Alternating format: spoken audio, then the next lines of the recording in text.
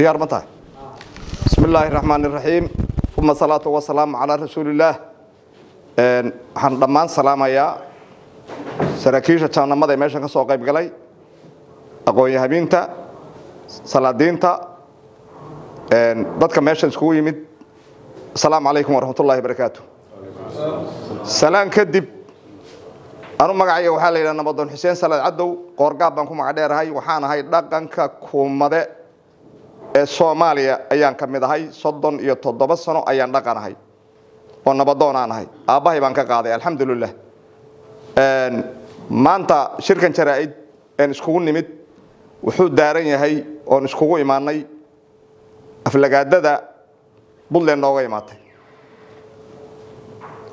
dadku bil aadamku waa nasiib darro sidii xool ahaan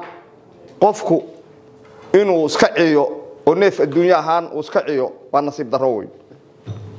waxa weeyo waxa la yiraahdaa ka hor maamaha yar baan hormarsanayaa waxa la yiri sacaba soo ciyaa la yiri waxa la yiri sacyo maxaa la ciiday wuxuu yiri anigu caana ila xabin hayo oo caanaha in la iga liso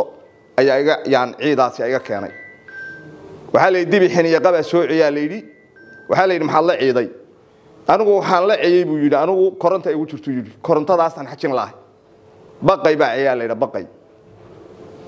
oo maxaa la ciidaa la yiri caanana kugu ma taagno korontana kugu jirtee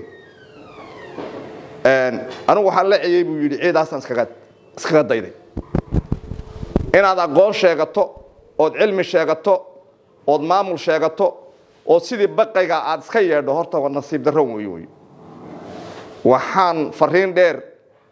iyo cod dheer aan farayaa waxa la walaalkaayo xumaaday le waa guskaan qowka yaal baleeydi marana ku qarnamaysa la biriska gunmis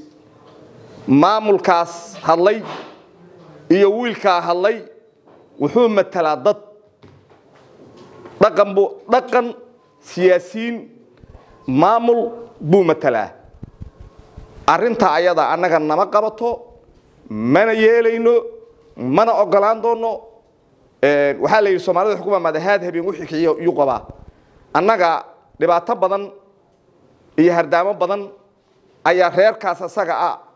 laga bilaabo 60kii intii Soomaaliya ay soo askumatay ayaan ka tirsanaynaa dad aan isqaban karin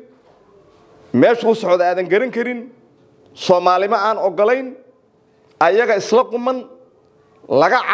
caalimsan laga aqoon badan laga dhaqaale badan laga tira badan haddaad moodayso adigu Soomaaliya in aad leader tahay ninka ugu liitaan maanta tahay waxaan malaynayaa wadanka anigu waan arkay sidii u degan yahay waan arkay umada deganna waan arkay waxay yihiin waan ogahay been baad sheegteen been maanta ay taariikhdu ay 20 tahay bishii lixaadna ay tahay 2025 ay tahay go'aanka annaga kuumade waxaan ku midownay oo isku raacsanahay Xamse Cabdi Barre rag sidiisaba waa 7 waxa la yiri aqil iyo caalim oo walaalo Xamse Cabdi Barre waa aqil waana caalim geesi iyo deeqsina waa walaalo fulinimana kuuma ogin oo wixii inagu aad qaban weydeen ayuu ku dhiirado mas'uusha aad ku jaxjaxdeen oo maanta qaatumo waa dawlad waa maamul goboleed annagana waa garab taaganahay dibna u noqon mayso fulaya bakayla waa walaalo hadduu fulayahay meesha maanta uu gaarsiiyay muu gaarsiiyeen wiilka hadlay waxa todobayso waa mulla dhanka laga jiro inuu soo goynba waa nasiib darro waliba wuxuu abtiraan galaa oo uu sii galaa reerka qaatumo leeyahay ka soo jeeda qaatumo ninka sida neefka ciyay ee madluunka ah annagu haddaan dhaqanka kuumade annagu qaatumo ma haysano qaatumo waa walaaladaano waan garab taaganahay heel iyo hoo wax kasto ay tahay waan garab taaganahay waxa weeye in la kala garan waayo nasiib darro weeyo waxa aad ku hadlayso iyo meesha waxa ka dambeeyo iyo dadka aad la hadlayso wuxuu yahay mid yar baan gaba yar baan ku tuuri daniyow walaalo widaaya baryaan ku danqani maayo dad islaana ma diidi ka adage dabargooyadaadii hadda loo durbaan tobane boosaasan waan batay xeebta dacasheeda anna haddaan diyaar ku on dirad kugu eegan walla waxay dood ka joogtaa halka degilayd haddaan nahay kuumade dib iyo horay wiilkaa jalaqsan ee dheer waa caalim waa aqoon-yahan waa boqortooyo hebelo waan ku aqaanaa waa deeqsi hebelo waan ku aqaanaa cayna ma helay amaana ma wuxuu yahay